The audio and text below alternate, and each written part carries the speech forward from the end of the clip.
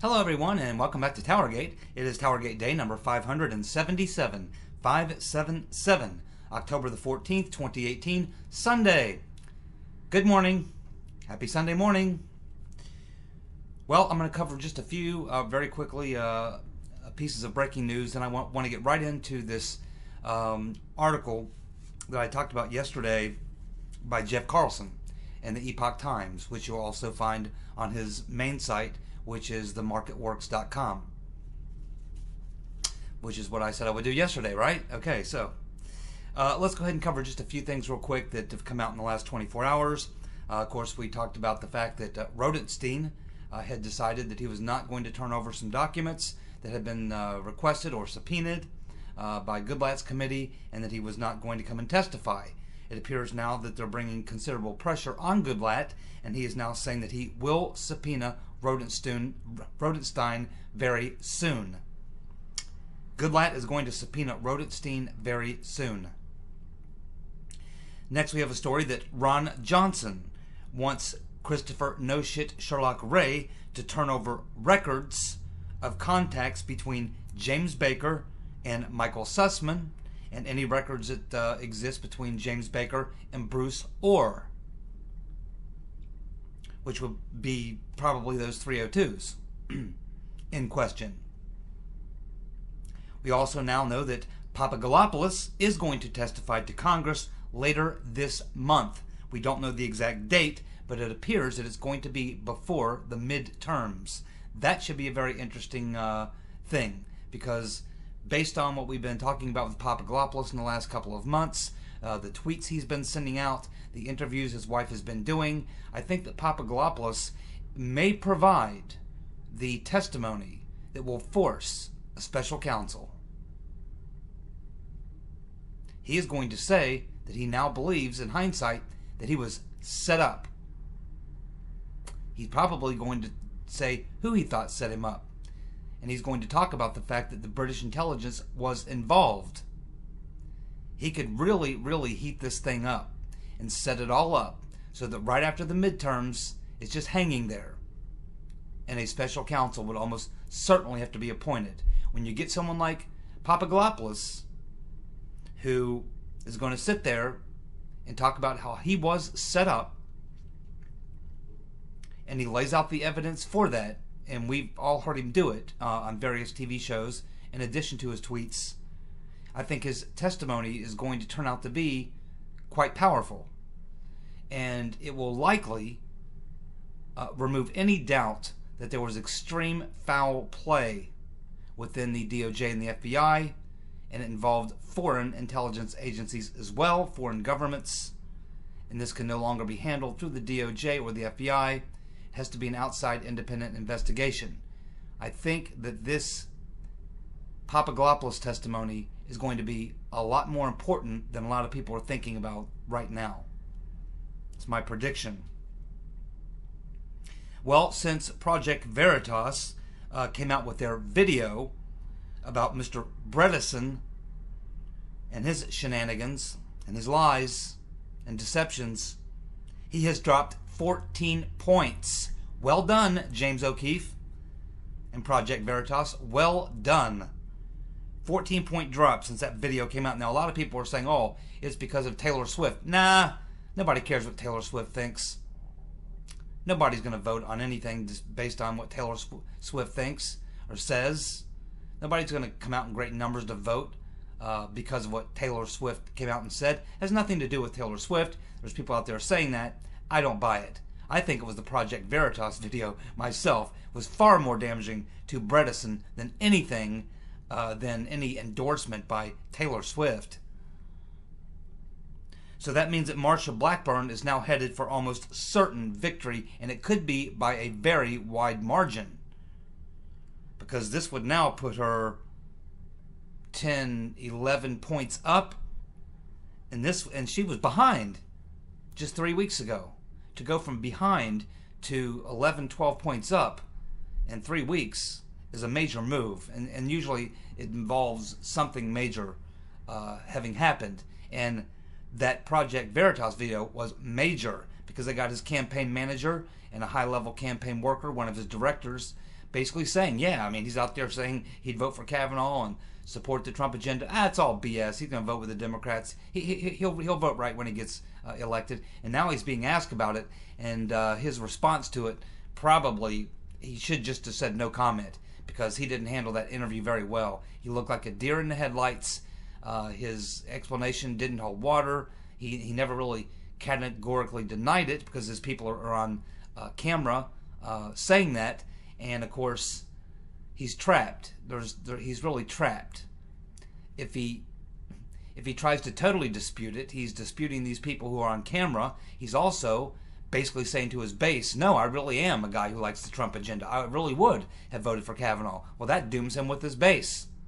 Either way he goes, he's screwed. Congratulations, Marsha Blackburn. You're going to win that seat. Okay. Now I'm going to go into this article by Jeff Carlson, which you can find on the Epoch Times, or you can find on his own site, themarketworks.com. I really like Jeff Carlson. He's done some great work throughout this whole Spygate frame-up operation. He's done a lot of great work. This article is very interesting, though, and it will force a lot of us to maybe take a second look at Rodenstein. As you know, I don't like Rodenstein. But for the sake of objectivity and trying to get things right, I do want to go through this article. I want to put this stuff out there in case you haven't seen it. Because after all, the purpose here is to get to the truth and find the perpetrators. We may find out when the story is all done and it's all out there and the story has been told, that there'll be certain things that we believed which weren't true, and certain things we thought weren't true were true. We're going to find out a lot of things when we finally get to the bottom of this. So with an open mind, I'm going to try to go through this as best I can. It's quite long. It's going to take the remaining part of the video. And then when I get to the end of it, I'll kind of give you my thoughts, because I'm not 100% in line with Jeff Carlson on this one. I regard him as a great writer, very smart guy, but I don't know if I reach the exact same conclusion that he reaches. But it is certainly worth looking at his observation and doing some critical thinking, and maybe rethinking some of the things that we think now. So let's go through this. He lays it out in sort of a timeline of things that happened, and it revolves around this, what has now become this standoff between, and this battle sort of thing going on between Rodenstein and Andy McCabe, who are now clearly at odds with one another and are clearly in a bit of a war with one another. It appears, as I said in yesterday or day before yesterday's video, that we can see that the players are lining up against one another, and it appears it's Team FBI versus Team DOJ. It appears that they're all going to stick together. It appears that the FBI people, McCabe and Page and all these people, are going to try to stay together, and they're going to implicate the DOJ as being the perps, and vice versa. So it appears that this fight is going to come down to the two sides, FBI and DOJ. Of course, we still aren't even looking at this point at the root of all this, which I've said a long time ago was the intelligence agencies, which began this process long before the DOJ and FBI got involved. The intelligence agencies, both the CIA as well as foreign intelligence, British intelligence, were actually laying the groundwork and laying the framework for everything, which eventually found itself in the FBI and then the DOJ. So that's all in the background. The involvement, the direct involvement of the rotten Reverend Clinton, her campaign with her lawyers there at Perkins Coie, themselves directing a lot of this in cahoots, likely with people in the intelligence community. That still hasn't really been brought into the fray at this point. This particular article is really focusing on this battle between Rodenstein and McCabe, and of course they both represent their sides. Rodenstein sort of representing the DOJ and McCabe representing the FBI. This is sort of how it's breaking down right now. Although eventually, despite it's like a circular firing squad. They're all shooting each other, but there's guilty parties on both sides. and on other sides as well that are not even in this equation. But let's go ahead and go through this and let's see what you all think.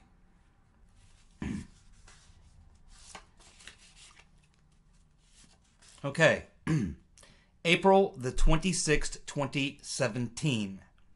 Rodenstein is appointed the Deputy Attorney General. Now keep in mind, at this point, April 26, 2017, when Bredesen is appointed Deputy Attorney General, Sessions has already recused himself. Sessions recused himself on March the 2nd, 2017, 2 months prior to Rodenstein being named the Deputy AG. Then on May 9th, 2017, Rodenstein writes that letter to Trump recommending that Comey be fired. And on that same day, May 9th, 2017, Trump fires Comey.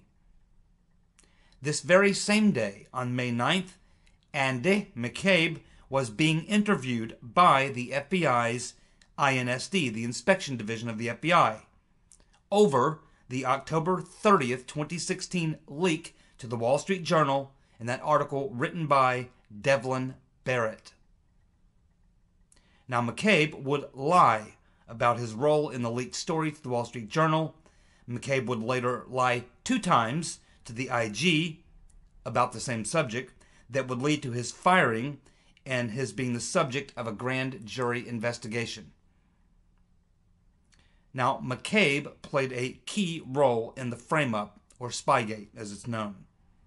McCabe was essentially directing the activities of Peter's been stroking us and Loose Lisa Page.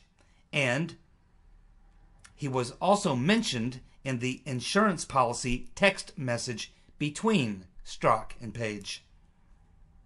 Now at this time, no one knew that McCabe had lied, including the INSD agents. And as a result of Comey's firing, McCabe became the acting director of the FBI. So on May 9th, 2017, McCabe essentially becomes the acting director of the FBI. Now on May 11th, 2017, Trump does this interview with Lester Holt of NBC News, where Trump tells Holt that he wants the Russian investigation to be done properly. Now the week after Comey is fired, Comey leaks his memos of conversations with Trump to his friend Daniel Richman. That would have been May 15th or 16th of 2017. Comey would later say that he leaked the information with the intention of forcing the appointment of a special counsel. For the past 6 months, DOJ official Bruce Orr had been secretly meeting with Christopher Steele. Orr had become a conduit between Steele, Confusion GPS, and the FBI after Steele was formally terminated by the FBI in late October of 2016. Orr was occupying the position directly below Rodenstein. He would have been the number 3 man. Now, Orr had been transmitting his communications with Steele through a series of interviews with the FBI that are documented in these 302s that are, of course, have been passed on to the IG. Now, the meetings between the FBI and Orr came to an abrupt end on May the 15th, 2017. May the 15th, 2017 is when the meetings between Orr and the FBI came to an abrupt end. Then on the morning of May 16th, the next day, 2017, Rodenstein reportedly suggested that suggested that he secretly record Trump. And this is alleged that he said this to McCabe. In this meeting on the morning of May 16th, 2017, it's alleged that Rodenstein suggested that he secretly record Trump. And he said this to McCabe in a meeting. The New York Times reported this, and it is believed that the information came from memos written by McCabe. Rodenstein denied the accusations, continues to deny them. James Baker, the FBI chief counsel, told congressional investigators about this as well. Baker was briefed on this by McCabe. Baker was part of McCabe's group. Baker was also communicating with David Corn. Baker has also admitted to receiving a copy of the Steele dossier from Corn the day after the 2016 election. Baker also admitted to secretly meeting with Michael Sussman, the lawyer for Perkins Coie. Now, the alleged comments made by Rodenstein occurred at a meeting where McCabe was pushing for the DOJ to open an investigation into President Trump. Later on that same day, Rodenstein met with McCabe while Trump was meeting with Uncle Bob, the executioner Mueller, to interview him for the FBI director job. Very interesting timing, don't you think? Rodenstein is meeting with McCabe. At the same time, Trump is meeting with Mueller to discuss whether or not he would be the FBI director. Of course, he would not be. Then, on May 17th, the day after Trump met with Mueller, and the day after Rodenstein's encounter with McCabe, Rodenstein appoints Mueller as the special counsel. Now, what this did is it shifted control of the Russia investigation away from the FBI and McCabe to Mueller, with Rodenstein overseeing Mueller and the investigation. So clearly, whatever happened in that meeting between Rodenstein and McCabe, this is the meeting where Rodenstein is alleged to have said, yeah, you want me to wear a wire, or I will wear a wire, or something. We still don't know exactly how that all plays out. But something obviously happened in that meeting that morning between Rodenstein and McCabe, and you get the impression that it didn't go well. You get the impression that there's something going on here between Rodenstein and McCabe. Maybe a power struggle, maybe some jealousies. Who knows exactly what is going on, because we don't know what they knew. We don't know what Rodenstein was telling McCabe or what McCabe was telling Rodenstein. Remember, Rodenstein came in after this thing had already been underway for quite some time. Rodenstein comes in 2017. All this stuff began in late 2015 with the intelligence agencies. Then the FBI getting involved in 2016. Then along comes Rodenstein, and he becomes a deputy AG, and all this stuff has already been going on. So we don't know what McCabe would have briefed Rodenstein on. We don't know what Rodenstein knew, what McCabe may have told him. But clearly something happened in that meeting, and we get the impression that Rodenstein and McCabe probably bumped heads. And it wouldn't surprise me, because they're both very self-centered, self-serving, egotistical, maniacal type personalities. And so it would make perfect sense that they would butt heads. Without Comey's leaked memos, a special counsel might not have been appointed. And that means that McCabe would have remained in control of the investigation. And at the time, he was being considered to become the new FBI director.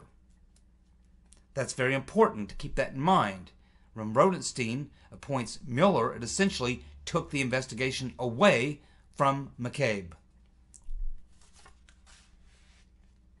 Somewhere around June the 29th of 2017, Rodenstein signed the final FISA warrant on Carter Page.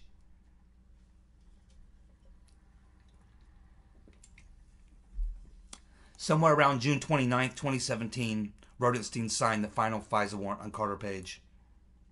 Then later, on June the 28th, 2018, Rodenstein appears in front of the Congressional Committee regarding the FISA warrant on Carter Page, and he says the following. This is a quote directly from Rodenstein in those hearings, which many of you remember. Rodenstein said, quote, "We sit down with the team of attorneys from the Department of Justice, all of whom review that and provide a briefing for us for what's in it." Talking about the FISA application. "And I've reviewed that one in detail, and I can tell you the information about that doesn't match with my understanding of the one that I signed." What's he telling us? He's telling us that, yeah, I signed off on that Carter Page FISA warrant, but the information that I was briefed on by the Department of Justice lawyers, based on what we know now, was not the same information that was in the actual FISA warrant. Rodenstein is basically saying, in pretty blunt terms, that these lawyers at the DOJ who briefed him on that Carter Page FISA application gave him a dishonest briefing. They gave him information that wasn't correct or true. The information he was given does not match what he's now looked at.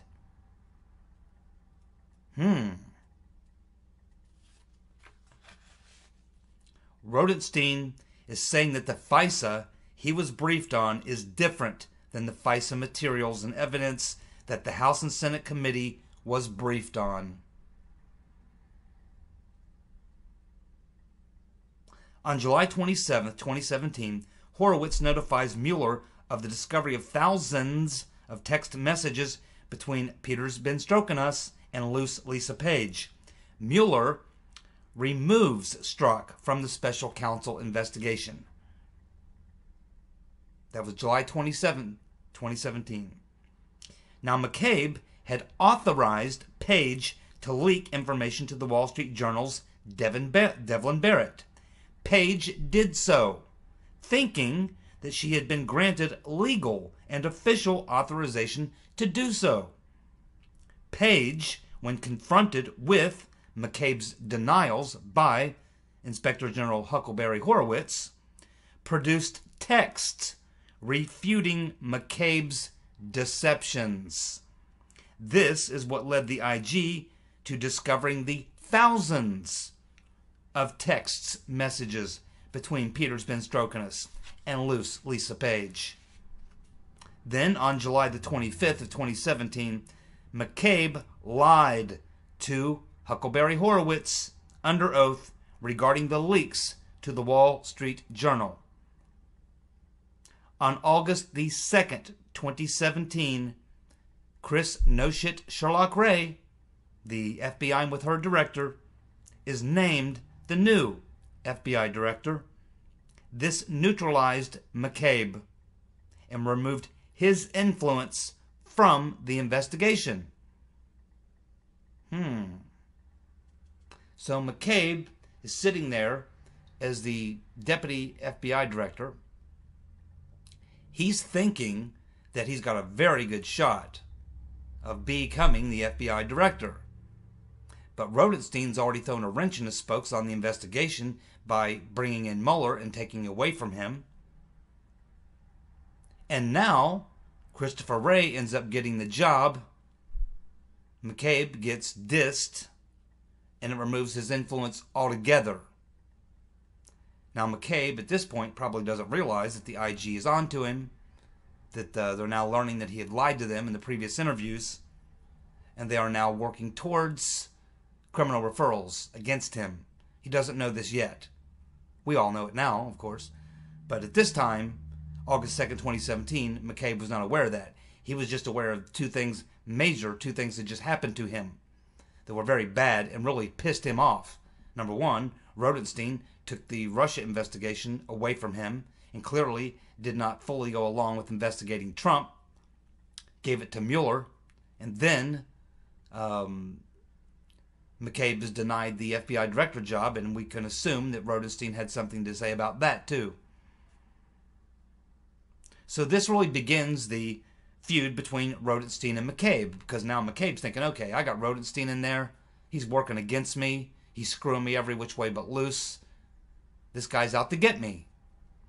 So then McCabe decides to go to war with Rodenstein, and then we see the other things all coming down, such as the following. We'll get to in just a moment. But in between all that, on October the 5th of 2017, Papadopoulos pleads guilty to lying to the FBI. October 5th, 2017. Then on February the 16th of 2018, Mueller indicts 12 Russian trolls. And Rodenstein makes a statement. Rodenstein's statement on that day was the following, quote, "There is no allegation that any American was knowingly involved in the conspiracy, nor was there an allegation that the effects of the defendants affected the outcome of the election." Say that again. Rodenstein's statement after the indictment of the 12 Russian trolls.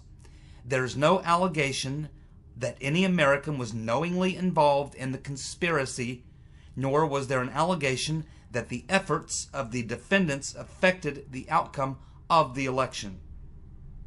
Then, on September 17th, 2018, President Trump issues a declassification order. 3 days later, Trump rescinds that order and pushed the declassification process onto Inspector General Huckleberry Horowitz.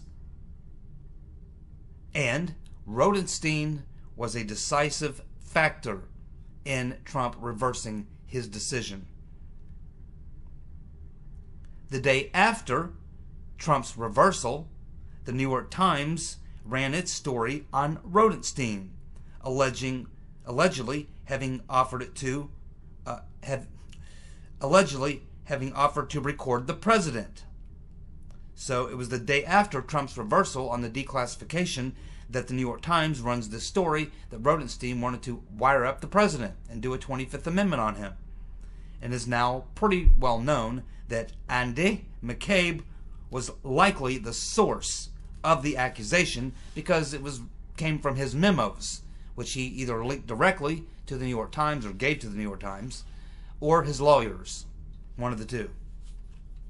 Then, on October the 10th of 2018, we learn that an episode took place between McCabe and Rodenstein just days after Rodenstein's appointment of Uncle Bob, the executioner, as special counsel. According to the Washington Post, Rodenstein wanted McCabe out of the Russia probe, and McCabe felt differently, arguing that it was the Deputy AG, Rodenstein, that should step away from the case. One thing's for sure, Rodenstein has certainly outplayed McCabe in this plot. As far as who should have recused himself and stepped away, they both should have. Both McCabe and Rodenstein were compromised and should never have been playing a role. But then you've got, Sessions, who's recused himself too. That means it would fall to the Solicitor General. That's probably who should have been running this thing from the very beginning if they were going to have it at all, which they shouldn't because it's all built on a fraud. So what's Jeff Carlson saying? What Jeff Carlson's saying is that we basically may find ourselves apologizing to Rodenstein. Not so fast. I love you, Jeff, but I got a slightly different take. While I will accept that based on the time frame, the dates, and the things that we know now about this conflict that occurred between Rodenstein and McCabe, and that it was Rodenstein's actions which took it out of the hands of McCabe, it still put it into the hands of Uncle Bob. And while Rodenstein can say he went ahead with the FISA warrant because he was given information that was different than the information that we actually now know was presented to the Congress and likely the FISA court, maybe he has a little out there. But I'm not so ready to pat Rodenstein on the head and say good boy and think he's on our team. My take on Rodenstein is different. My take on Rodenstein is that he is a self-serving, egotistical, arrogant son of a bitch who's a self-serving individual who positioned himself perfectly to play this thing either way. He didn't want McCabe running this thing because he knew that McCabe would keep him on the outside looking in, which would have meant he was not going to allow this stuff that he knew was going on to go on and him be on the outside looking in, having no way to know what was going on. In other words, no way to know how to protect himself should it all go wrong, should it all go badly, which it has. So I think Rodenstein is just a player, a self-serving career DOJ official whose primary interest is Rod Rodenstein. He's looking out for himself. It looks to me like he carefully positioned himself to be able to play this game either way. If it went in the direction of indicting Trump or referring Trump to the Congress for impeachment or running him out of office or anything like that, Rodenstein was perfectly positioned to have been right there as one of the people part of the investigation, running the investigation. But if it turns out that it blows up and the entire thing is blown out as a fraud, then he can position himself on the other side and say, well, that was McCabe. And I realized it was McCabe. And so I took him out of the equation. I took him out of the investigation. And I let Mueller do it. And I've been running the whole thing and making sure it's all legit. And that FISA warrant, hey, I was misled. I was given bad information. The FBI duped me. It's the FBI. Here at the DOJ, we're good. We're clean, pure as a wind-driven snow. It's those spooks over at the FBI that tried to play us, tried to screw us. So that's how it looks to me. It looks like Rodenstein positioned as a self-interested individual who positioned himself to be able to fall down on either side and come out smelling like a rose. And quite honestly, he's been pretty effective at that. So this would actually explain why, in the conversations he's had with Trump, and why Trump is apparently saying good things about Rodenstein now, saying, hey, I get along with Rod. Yeah, we're having good conversations and all this. Maybe Rodenstein behind the scenes has been going to Trump and saying, hey, it was that rat, Andy McCabe. He's the guy. McCabe, he was trying to run a 25th Amendment coup on you. McCabe was trying to run a fraudulent investigation on you. McCabe was orchestrating this whole thing with Page and Strzok. McCabe was orchestrating this whole thing with Confusion GPS, with Bruce Orr, with Nellie Orr, the Clinton campaign. He was connected to all of it. It's McCabe. He's the bad guy, Mr. President. And me, your dutiful servant, I've been there protecting you, taking care of you. You owe me one, Mr. President. I may have done a few things. But then again, I'm the one that's really in charge of saving your skin because I control Mueller. I can help you with that, Mr. President. And we can get McCabe and all his dirty buddies. What we need to do is, instead of turning all that declassified information and releasing it all, where the media can go hog wild and try to turn it against me, and along with all the stuff that McCabe and his lawyer are dumping on the Washington Post and New York Times, where I'm going to be made to look like the bad guy, Mr. President, and this probably won't work before the midterms. It'd be much better if you wait till after the midterms, then let the IG come out with his report, and let him have all that declassified information that you just declassified. Let him put it in his report, let him add it to his investigation, and it will out the real perpetrators over there at the FBI. McCabe, Page, Strzok, Baker, those are the guys. Comey, those are the guys. Those are the bad guys, Mr. President. I think that's what's going on here. That doesn't make Rodenstein a good guy in my mind. It doesn't make him a patriot. It doesn't mean I'm going to pat him on the back and say, Josh Rod, I had y'all wrong. Nope, you're still Rodenstein. Rodenstein, and I still don't like you. I just think you played both sides of the fence and set yourself up so you could land on either side and smell like a rose. After all, you're still around. You can still do things. You're still running Mueller. You've got cards to play. And Andy, he's sitting back at home paying large legal fees, the target of a grand jury investigation. Likely going to jail. Should go to jail. Absolutely. I think that's what it looks like to me. I'm not prepared to pat Rodenstein on the back and excuse him. No. I just think he's a self-interested individual who could have gone either way. Had this gone the other way, if this was going the other way, and that right now they were talking about impeaching Trump, or Mueller was going to write his report and recommend impeachment, Rodenstein would probably be right there. Right there. Whatever would be the best in his interest, I think, is what he would do. I think Trump knows that. I'm sure he's playing his cards very carefully, holding them very close to his chest, not telling Rodenstein any more than he needs to know. But it's going to get very interesting after the midterms, and at some point we'll get to the bottom of this. We'll find out who is what and what is who. Thanks so much for tuning in. I'll be back tomorrow with more TowerGate. See you guys. Bye.